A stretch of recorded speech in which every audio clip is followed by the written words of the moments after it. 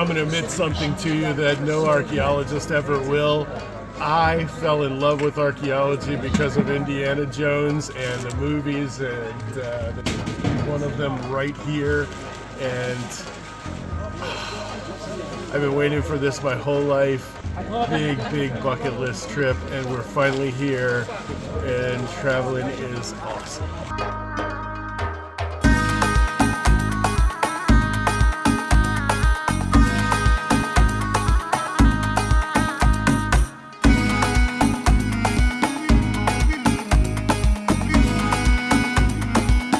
Hey guys, I'm Bear. And I'm Turtle, and we are the Gallivanthropologist. Thank you for tuning in again today. This is a really special place and really special vlog. I was blown away. I'm wearing my Angkor Watt shirt today just so that Angkor Watt doesn't think that I don't love it anymore, because I never ever expected Petra to beat Angkor Watt as my #1, but it did. And we loved it so much that I think we're gonna have 3 videos on it. Yeah, Petra's just amazing. There's no way we could have just put it in one video. So definitely make sure you guys keep watching for those videos. But one of the first things you're gonna get to when you go to Petra is you're gonna go on the Siq, which is like their special road to the treasury. And it's surrounded by this beautiful narrow canyon, and it kind of reminds you of something you'd see in Utah. The issue is that it kind of looks the same everywhere, and it's kind of long, so you just keep going and you're like, okay, it's around this corner. No, it's around that corner. No, it's around that corner. But when you finally do get to that reveal of the treasury, man, is it worth it.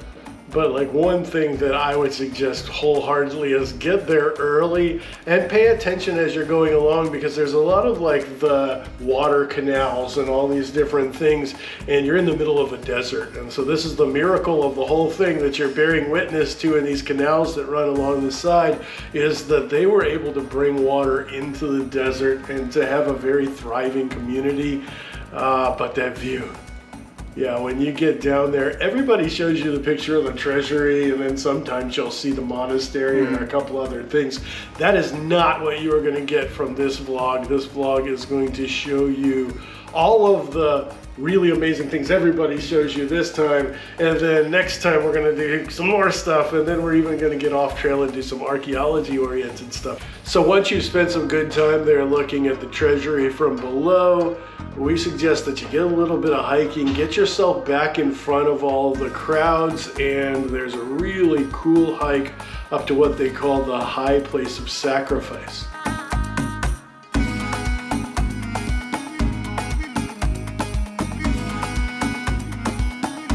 The place is beautiful.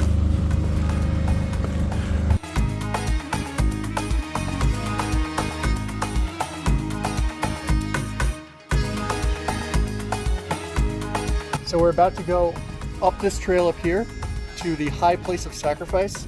It's a really important religious site here, and they just do sacrifices there, but it also is a really great viewpoint of the ancient city. And then we're gonna come back and we're gonna go over to the basin and the Wadi Farasa, which is another place with really great views and can't miss part of Petra. The first little part of that hike is pretty easy. Some nice stairs, got some pretty views. But once you get part of the way up there, you'll see where there's not any stairs. And so you're gonna have to kind of walk up this face of a rock. There's no steps, there's no sidewalls, so it can be a little hairy. Just watch your footing, and once you get up there, it's definitely worth it. Yeah, it's not like you're hanging on the edge of a cliff in the Himalayas, but if you want to watch your footing a little bit, it is definitely worth it. The view is awesome. I didn't even know it was a really cool place with an altar. And there's this really cool lady up there, and she kind of acts like a tour guide, but she sells some things, and so I bought some nice camel bone beads for my wife that she was actually wearing to work today, and we had a good time with her. This is when the kill goat and sheep. Okay. Go flat down. The blood. Okay. Here's a wash for your hands. Okay. And here for the statue. For the okay. For the god. Okay. Sure. He's make fire. Oh, okay. They make fire for after the kid for the cooking. He's a pray. 7 Yeah. Oh, they walk around 7 times. Yeah. Okay. Oh, okay. All right. Climb up here for the cook. Yeah. After the cook there for the table, Okay. piece of cat for your city. Very nice. That's beautiful. Yeah. See mountain there for Aaron tools. Ah, that's where Aaron is. Which one? Oh, okay. Okay. The white one. This See if I can zoom in far enough. Do you highest Petra, the last Petra? Down there, but you see in the tent over there for the my house, me. Oh, beautiful. You hike up here every day. Every day. Oh, that's a lot of work. Yeah, 2 hours up. Yeah. Up and 2 hours is a climb, come here and 2 hours back there. Okay. If you just go past the high place of sacrifice, just walk a little bit further, you're going to come to this point. This is the bird's eye view of the ancient city. It's really beautiful. They have a Jordanian flag behind me, and it's really magical. Spend a couple minutes here, just enjoy it.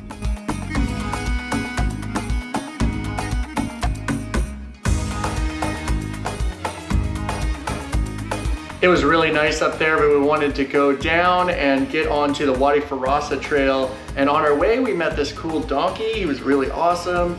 And I was really excited to go on the Wadi Farasa trail, or the Orange Trail, because there's a lot of really cool things that not a lot of people get to see. There's some awesome tombs, there's some houses, and there's even a garden. So we're out here on the Orange Trail and we found our own view. So we didn't have to pay somebody to do it. Actually, we're gonna get to the view that everybody goes to here a little bit later, but we got a nicer view over what I believe is the Garden Trillium. And it's pretty cool. I think we're gonna hike down even closer to it, but this viewpoint of it is really nice, and they're playing some nice traditional music, and they just turned it off, but it's kind of surreal and nice. One of the names of Petra is the Rose City, and it's because of this red rock. I'm not getting any red on my hand, but this red rock here is part of what sets this amazing place apart. I bet you if you rubbed your hand on it long enough, it would turn red.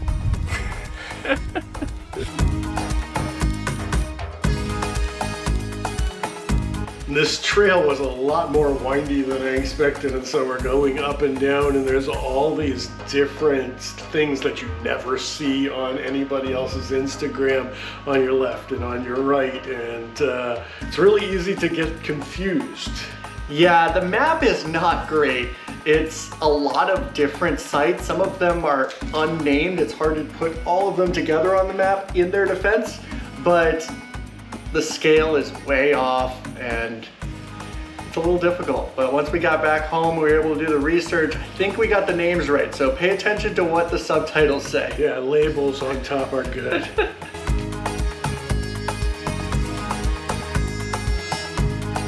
This is one of the stops along the Wadi Farasa. This seems to be some sort of tomb, probably. This is really cool.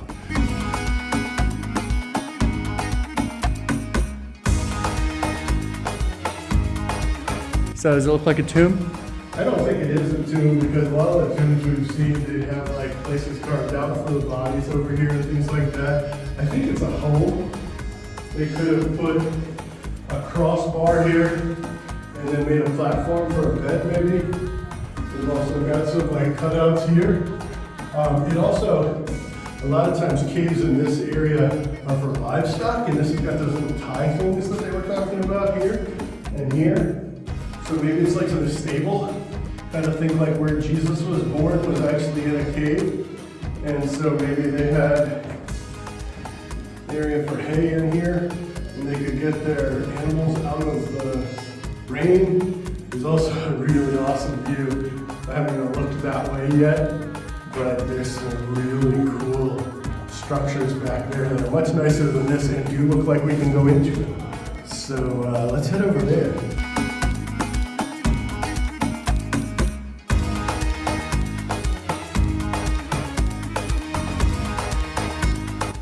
Behind me is the Garden Hall, and it dates back to 200 BC. And it has the Roman-style columns that are carved into the rock, like most of Petra. Unlike the other sites, you can actually walk into this one. So let's go see what it looks like.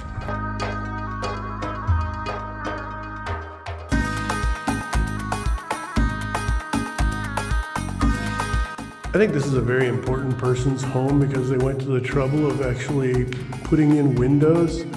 I'm not sure the crack was here at that time unless that was by mistake. But having windows, having a porch, having essentially a swimming pool, I don't know if they'd swim in it. Maybe somebody really wealthy though. Yeah. This is a nice home.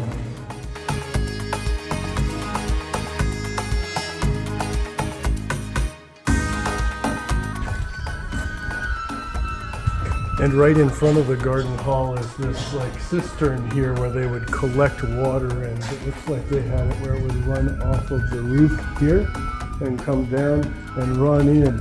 And after it filled up, it would be able to be controlled to go off the sides.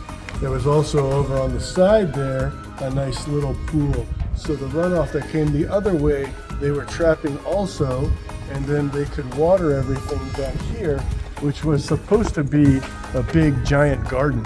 And I would have liked to seen it when it was like that. So what it looks like you have here is another terrace. They had multiple terraces. It's been cleared out to make it an easier walk. But there, and then you see how it's a straight line. So this is the ruined terrace. The larger rocks would have made up the main portion of the terrace, and then they would have put a lot of the smaller ones in here. And that would have terraced off this area and again made it farmable. And so it would allow the water to just kind of slowly seep through it and not be wasted. It's really impressive, the hydrology that they did this far back. The carvings are awesome too. The next thing you're gonna see is what we thought was the Garden Trillium from the top was actually the Soldiers' Tomb Complex. And once you get up close, you can see all the detail and tell that it was a really cool Roman building.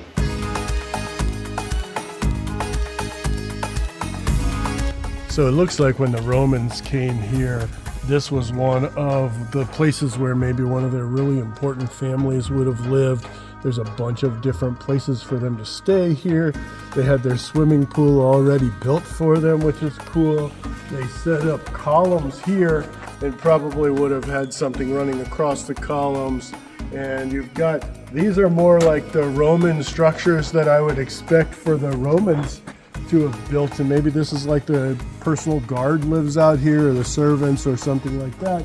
And then they've got the more traditional Nabataean cave structures up here.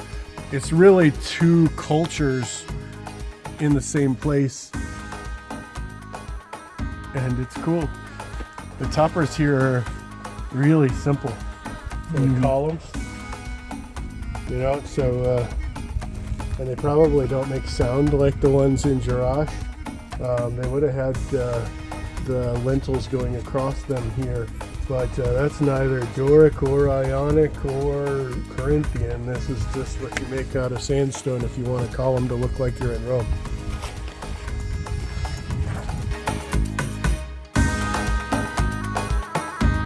Behind me is the painted triclinium. Wrong again. So once again, the map strikes, and it is not actually the painted triclinium. It's actually the Renaissance tomb, and it ends up being really cool, but we were right next to the painted triclinium. Like, it was right over Dad's head as he was talking about the columns and everything. And man, we're just gonna have to go back and see it because it's beautiful. It's got like 10 or 11 different colors on the inside, and it's got these beautiful like columns and carved into it, and it's just super detailed, and really disappointed we missed it. It's this beautiful building, and it's got awesome carvings in it, but what makes it so special is the colorful rock that it's carved into. I think it has 9 or 10 different colors. It's really gorgeous. Let's go up inside and check it out. Yeah, let's go see what it looks like inside. And just a Roman vocabulary lesson for you guys, triclinium actually means like dining hall. And so as soon as we walked in, we could tell we were not in the right place. This was definitely a tomb complex, and there were all these different tombs there. And it's called the Renaissance tomb because of the architectural similarity to the Renaissance style architecture. So I found this nice red powder here. It's like a powderized version of that rock. We're gonna see if I can leave my mark until the next time it rains.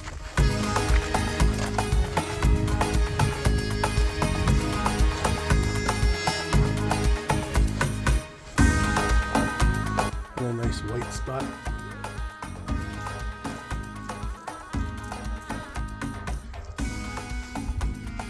Leave only handprints.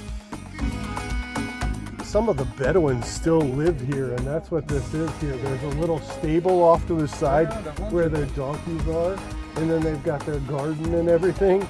And I do like my air conditioning and hot running water, but that's quite a cool house. And I really loved that trail. There were all these tombs and garden houses and tombs and garden houses and all these really amazing things to see.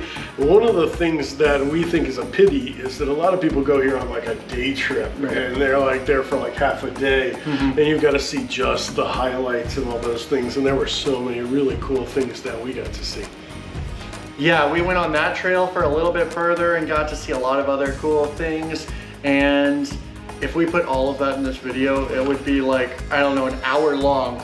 So we're gonna break that up and we're gonna have an off the trail version next week. So you guys have to stay tuned for that, but you guys are not gonna wanna miss it. But right as you come out of that trail, finally you're back in one of the main areas, which is what we're covering this week. And it's pretty cool. I really like the more modern sides, like alongside the really old Nabataean stuff. This is the Qasir Al-Bint temple in the Great Basin, and it was actually a Roman structure built on top of a Nabataean structure that dates back to the 1st century BC. Right here you can see a little bit of the Nabataean structure. You can see some of their carvings. And there's a Nabataean archway. There would have been the little colonnade carved things here.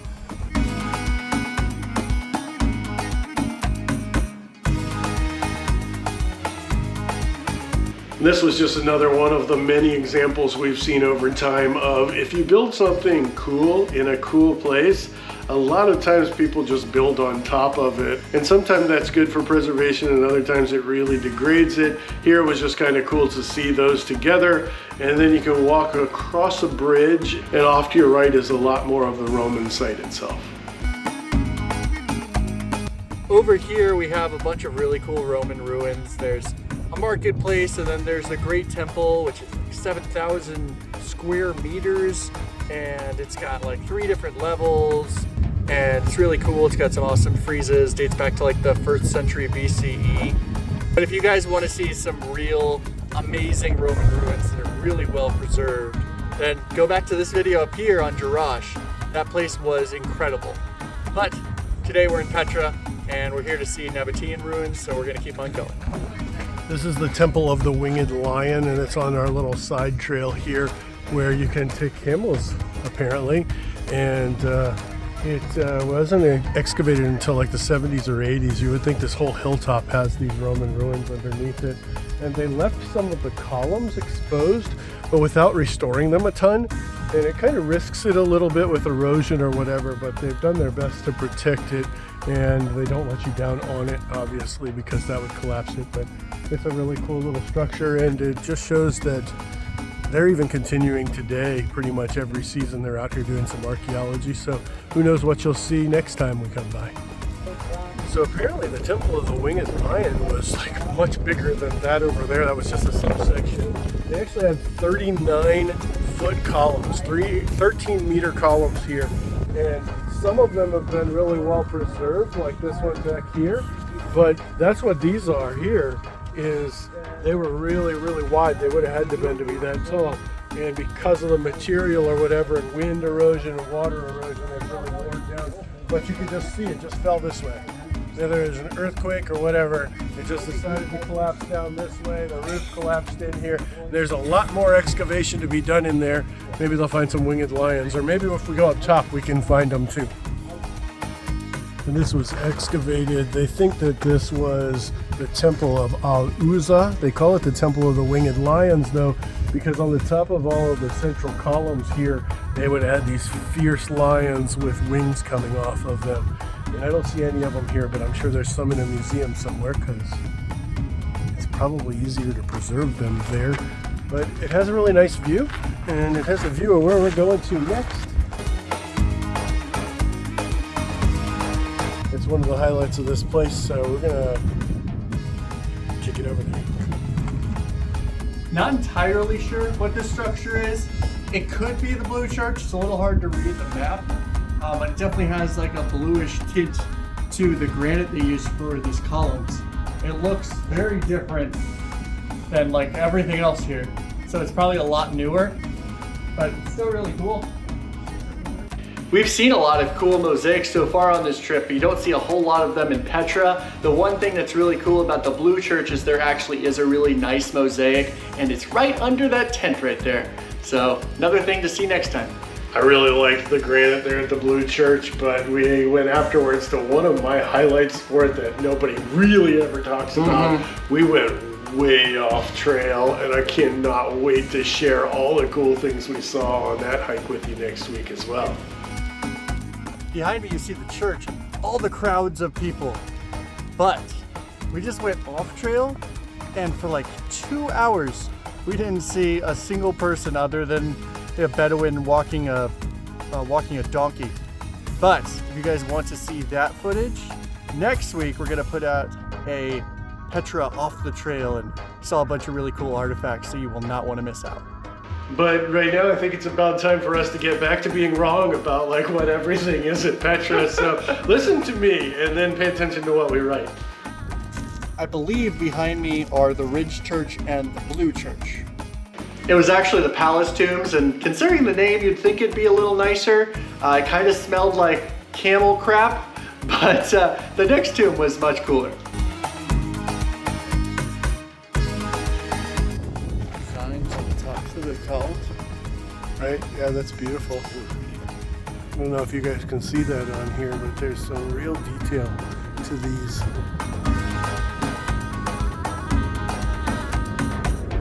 It's like a circular cupola up on the top there. That's awesome. That had to be so difficult. One of the cool things about this place that we've talked about a couple of times now is the way they control the water. And here they've got like a controlled waterfall, and the deluges come down. And from above you can see that it goes down, it gets funneled this way, it gets funneled that way, and then it gets funneled out here across the stairs. Where it goes from there, I don't know, but I'm sure the hydrology controlled it. And if I had to guess, they're gonna shift it, maybe with that wall right there. You see the wall going this way? And then you've got a deep section over here. So maybe this is the catchment for all the water that came pouring down here. And so we took a little quick look around that tomb, and it was cool. It looked like it might have had 2 stories, which was nice. But we wanted to get to the next one because that one had multiple levels. And we wanted to get to the top because we thought that's where the church was. And we were kind of right. This is the main church, one of the highlights of the site. And it's supposed to be a really awesome mosaic floor in here. This is the urn tomb, and you have to walk up a walkway a little bit to get to it. And there used to be an urn carving up here, and there's 2 Roman colonnades on each side. Dates back to 70 AD, but in the mid 5th century AD, it became a Byzantine church, which is really cool. And the reason that the Byzantines in the 5th century decided to make this the church is the ceiling and the rock in the ceiling and just how beautiful it is. And it was magnificent. We spent a little time looking around the royal tombs, checking them all out. And then we actually went up and tried to find a couple of viewpoints. So if you want to see that, you're gonna have to watch the Petra off trail video, which should be coming out next week. But the next part of our trip is to go past the royal tombs, and then you go on the Al-Khubtha trail, and there's supposed to be a really great viewpoint of the treasury from here. And if you have time that last night and you're backtracking to the main entrance, we do suggest that you go to the alternate above view of the treasury. They are going to like beat you up with offers to guide you up there because you're going to get lost. It's horrible. Yeah. Donkeys with air conditioning. Yeah, donkeys with air conditioning. They did literally say that.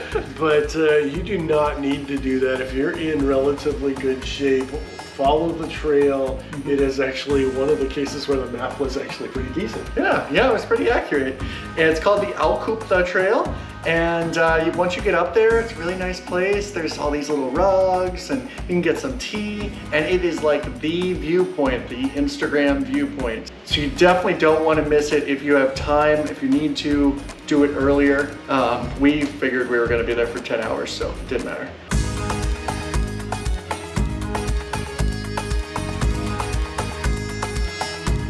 And after walking 25 miles today, this is the reward we get at the end. A nice glass of mint tea and a view of the treasury.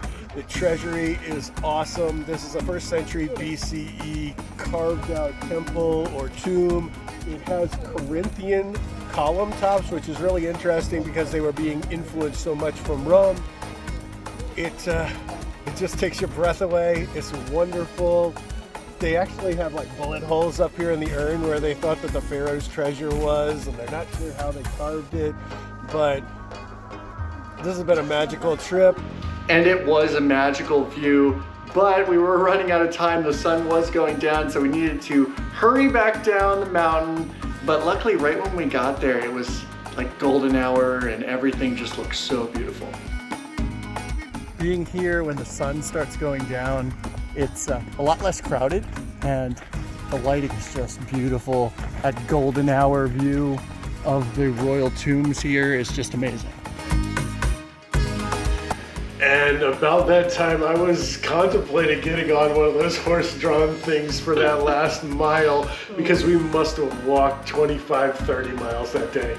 Yeah, but we're getting started, at least as far as you guys are concerned. We are gonna have another 2 weeks of Petra, and if we didn't mention it enough, you guys need to check out next week's video when we go off trail. I think we probably showed you maybe 16 miles of the 30 miles that we walked, so come back and watch that 14 mile of just awesome stuff that no one gets to see. And the following week we get to do Little Petra and the monastery for those of you who are like, I didn't go to the monastery, what's wrong with them? But we hope that you find yourself in Jordan and then in Petra and with a couple of days to see this really amazing place. And as always, find yourself on a journey.